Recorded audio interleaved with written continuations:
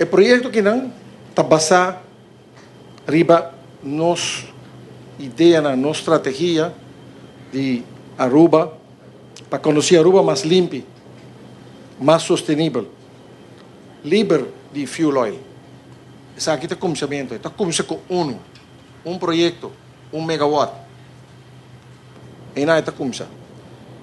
Desde 2006, web também está concentrar, riba, aumentar eficiência. Eficiência de produção, bajando o uso de combustível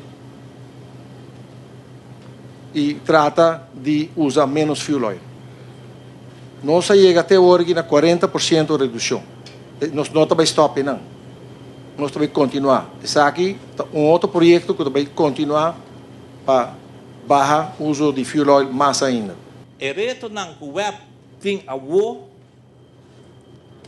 hobby din ng país ng comparável com nós, isla na ng Caribe, nothing.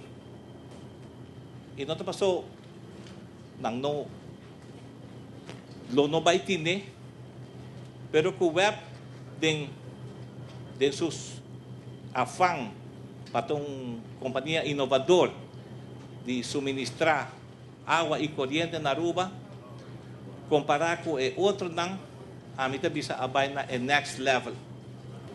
A inversão que está tomando lugar agora aqui está para equipo, que lo convertir desperdício residual de gás para depois agora transportar via de linha de gás que a não está para iniciar a construção para o web.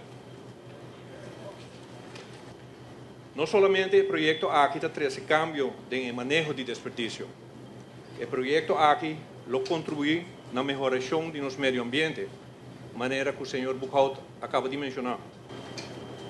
Esse aqui está o começo de projeto que lo hace Aruba vira sustentável em seu manejo de desperdício e lo está exemplo para toda a isla ronda de nós.